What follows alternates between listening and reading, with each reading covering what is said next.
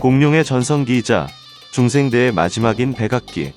당시 지상에는 지구 역사상 최강이라 칭할 수 있는 괴물들이 득실됐습니다. 오늘은 백악기에 살았던 가장 강력한 육식 공룡 7종을 살펴보겠습니다.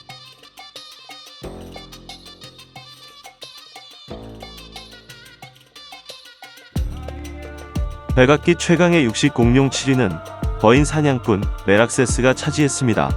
이름은 멋지긴 한데 시작부터 모르는 공룡이 나와서 당혹스러우셨을 텐데요. 맞습니다. 이 녀석은 사실 엄청 최근에 명명된 공룡이라 잘 알려지지 않았습니다. 크기도 10m라 발표 당시 별다른 임팩트를 남기지도 못했고 말이죠. 지금까지는 말입니다. 최근 이 공룡의 새로운 화석이 발견되었는데요. 처음 발견된 화석보다 무려 15%나 거대하다 합니다. 이 화석 덕분에 메락세스는 길이 12에서 13m, 체중 7에서 8톤으로 엄청난 버프를 받았죠. 거의 기가노토사우루스에 근접할 만큼 거대한 육식 공룡이었던 것입니다.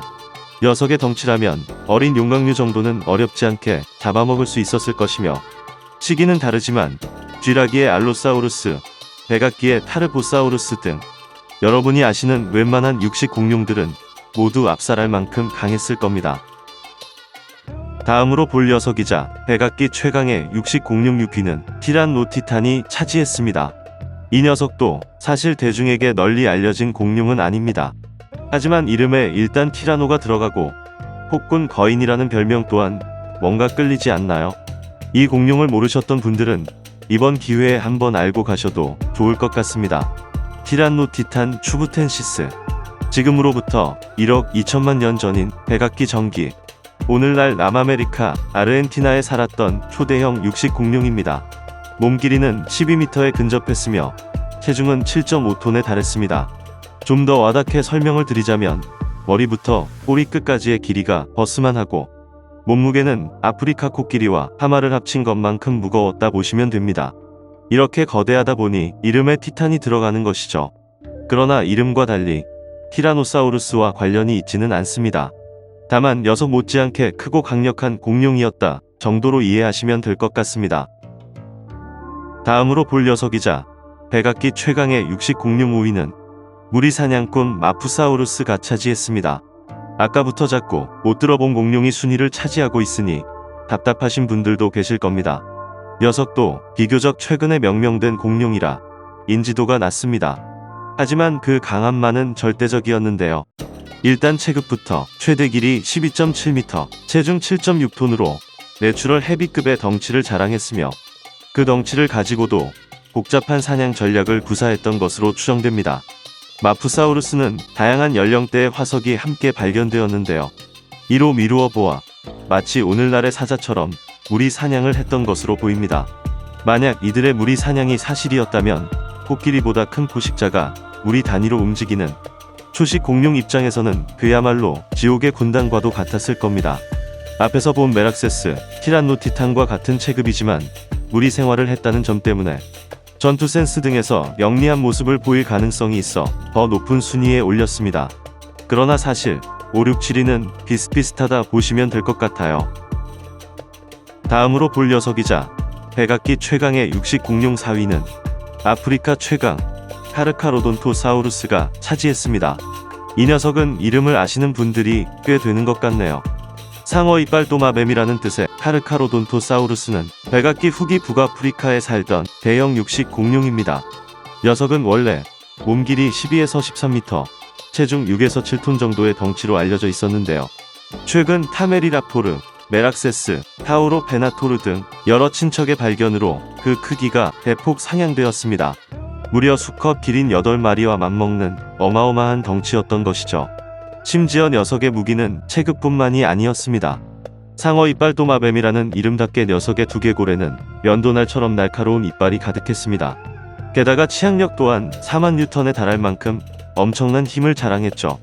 카르카로돈토사우루스에게 공격당한 공룡은 톱날 도끼에 맞은 것처럼 근육이 잔인하게 찢어졌습니다.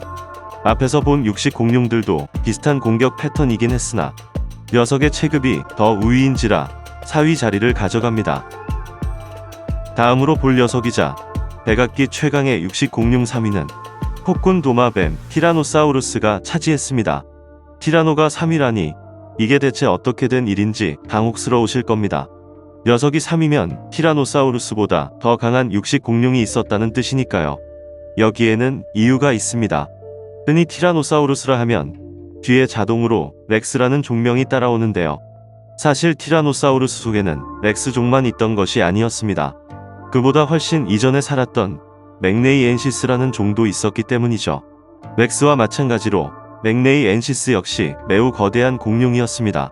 몸 길이는 12m, 체중은 8톤에 달했고 생김새 또한 매우 비슷했습니다.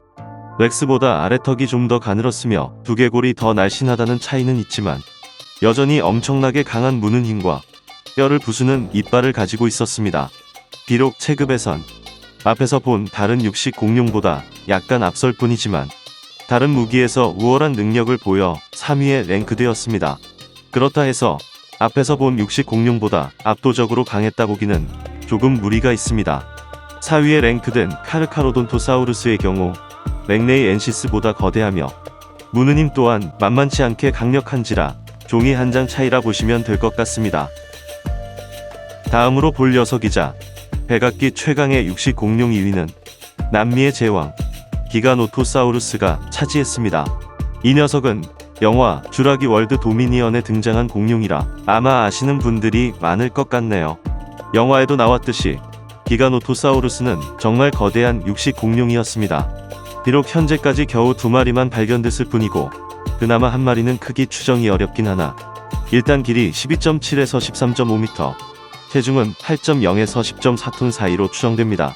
불확실한 추정치를 제외하더라도 대형 개체들은 최소 8에서 9톤 사이였던 것으로 보입니다.